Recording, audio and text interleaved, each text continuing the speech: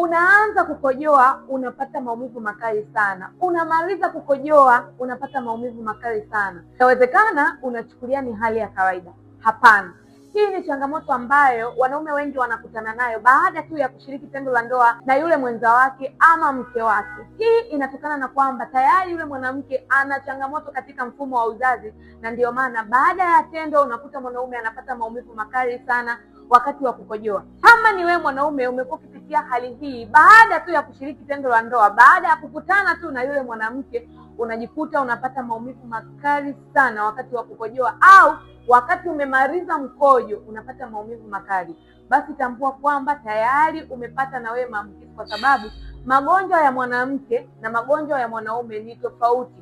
Mwanaume anawahi sana kuona magonjwa pindi atakapoambukizwa, lakini mwanamke ana uwezo wa kukaa na magonjwa kwa muda mrefu kiasi kwamba hata mwanamke inampelekea shida hapo baadaye, na ndio maana akikutana na mwenza wake yeye anawahi sana kuona matokeo.